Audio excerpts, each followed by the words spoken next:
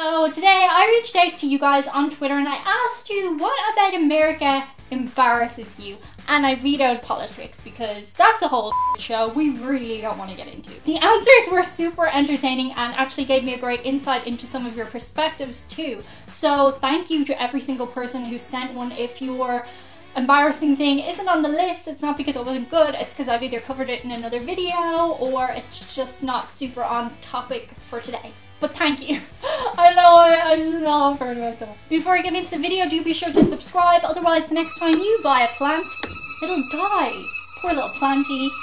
This is fake.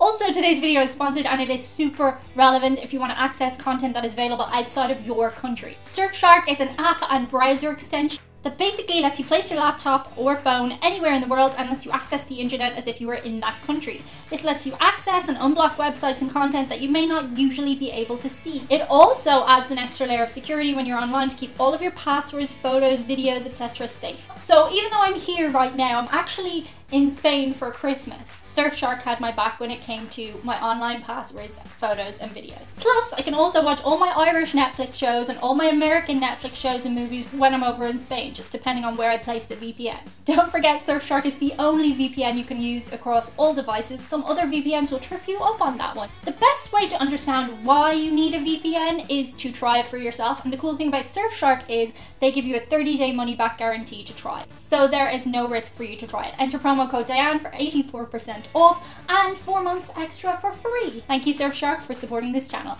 and on with the video. Okay, this first one says every time you hear something from southeastern states, everyone in the north and west is like, yeah, I'm not with them. Ooh, burn! Okay, for this one I would say that we relate to it everywhere in the world. Basically, wherever you're from, you will always have a nemesis of another county or another state or whatever. In Ireland, everybody hates the Dubs, all the people from Dublin, just because we're the capital city and probably they just don't like us.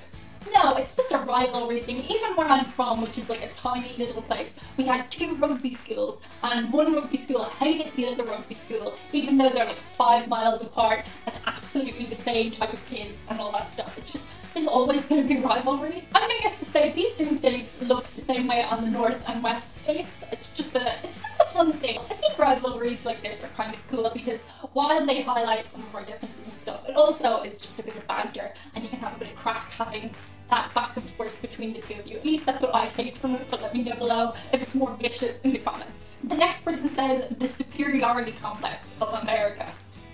Okay, for this one I will say you guys are a little braggy as a collective country, not individually necessarily. I'm the best, you're the best. You're all like, America, we're #1. You wouldn't find that from Irish people. We're a bit more like, yeah, whatever. We write good poems and books. We sing songs. Well, I like to drink. It's not as braggy, but I also think that the bragging is sort of part of the charm. I like to think that most Americans are aware that they are not superior in every way to the rest of the world. At least I hope not. I mean, there are clear comparisons where the rest of the world are doing better on some things. But we're #1. We're #1. It's just an American thing that you guys do, I think. I hope. Next, the obsession with ketchup or Miracle Whip. Okay, I mean, most households have their faves, don't they? I will say that America and its condiments are super limited.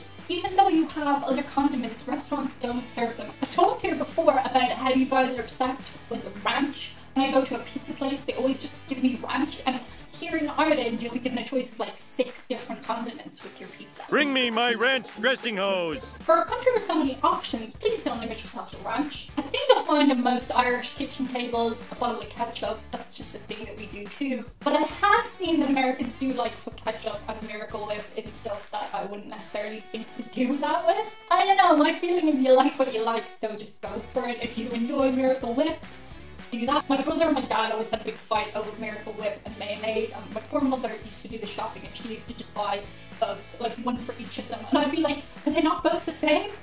I've never eaten mayonnaise, so I don't know. Next up, the fact that we find so many things offensive that aren't offensive is annoying.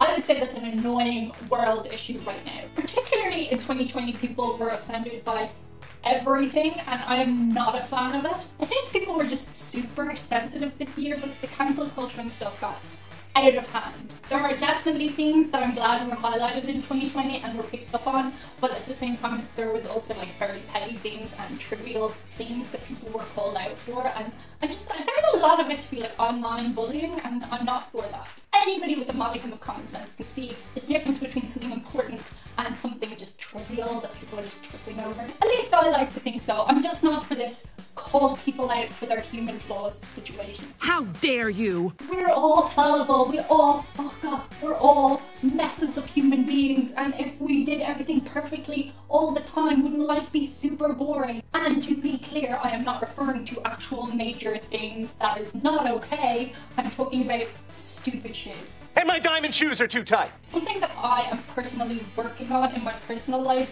and emphasis on working on, because I definitely don't do it perfectly, is the fact that I'm trying to appreciate when somebody says something that I interpret as negative, that their intention wasn't necessarily negative, and I'm trying to work from a place where I try and appreciate the intention of what they're saying, or give them the benefit of the doubt that they didn't mean it in a bad way. I don't always do that correctly, but I am trying to work from that place. So, I don't know, maybe that'll help somebody out there, or maybe it's just hope. Next up, that we are responsible for the Kardashians and Paris Hilton. Sorry about that. That's alright, sure, they're entertaining, aren't they? I think a lot of Americans think that around the world we think that those are standard American people. We really don't. We're aware that those people are caricatures and not the regular people that you see walking down the street every day. We wouldn't put regular people on TV because we're boring, aren't we? We're just like, there's something interesting about our lives. I mean, people often ask like, oh, what do I do on a day-to-day basis? Nothing. I'm in lockdown this year. I don't do anything. So don't apologise for the Kardashians and Paris Hilton. Thank you. Sometimes I need a little trash in my life to just keep myself entertained. I find our chocolate embarrassing. You need more milk, America. You need more milk in your chocolate. I do like some American chocolate. I like Hershey's Kisses. I don't know if maybe I just like the concept of them now. But I have to say, in Europe, our chocolate is superior. I think most Americans would agree to that fact. We just have better chocolate here. Although you guys have, there was a really fancy one that I tried in, Monterey Bay. There was a cool shop there of fancy chocolate, but it was expensive because it was fancy chocolate. Truck nuts. What's a truck nut?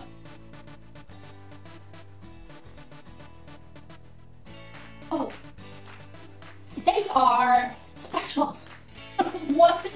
Is that a thing that people do? I've never seen that before in my life.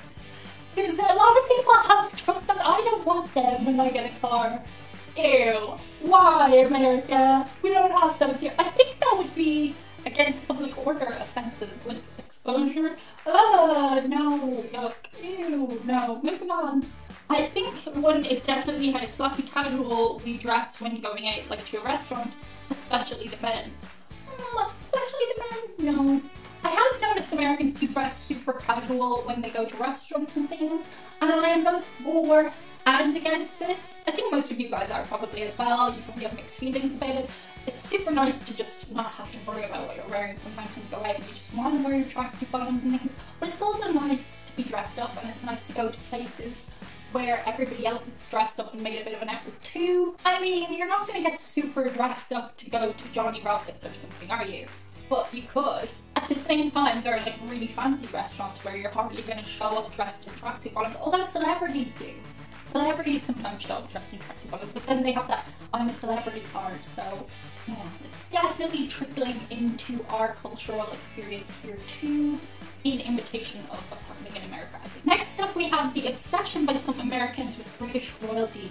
Yeah, this is like such a thing. I didn't even know it was a thing really until the Meghan Markle situation. Okay, I'm very much an outsider on this one because I'm neither British nor American, so I can just say, as somebody separate from all that, it is quite strange how Americans are super interested in British royalty, but then I think it's the whole fairy tale thing.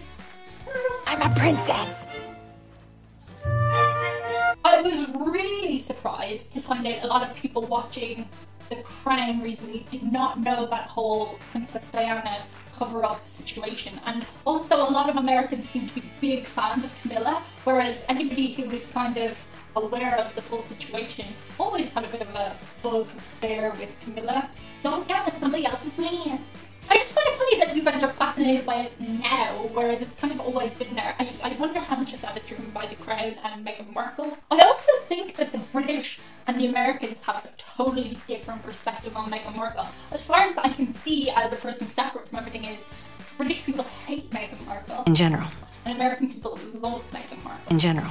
So that's kind of interesting. And finally, the number one, and this came up by loads of people, so much so that I had to stop screen grabbing the tweets because more people than not suggested this. Our lack of geographical knowledge / lack of awareness of history, international events and geography. Yes, I would say Americans do not know a whole lot about what's going on in the rest of the world at all. I'm not talking about you, I'm talking about the country.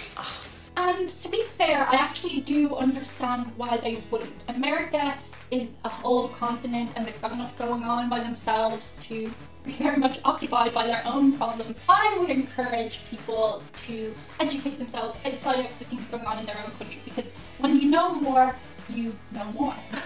That's a stupid thing to say. You know what I mean? When you know more, you can be just a bit more aware of the situation as a whole, and overall you can get objective viewpoints on other things which help you understand what's going on an insular level a bit better. I don't know if I'm fully explaining myself, but let me know in comments below how you feel about this situation. It's definitely something that a lot of you guys tried to highlight to me, how unaware of what's going on outside of your country you are. And that's it for today's video. I hope you enjoyed it. I definitely want to hear from you guys, so do that. That sounded bossier than I intended. Bye.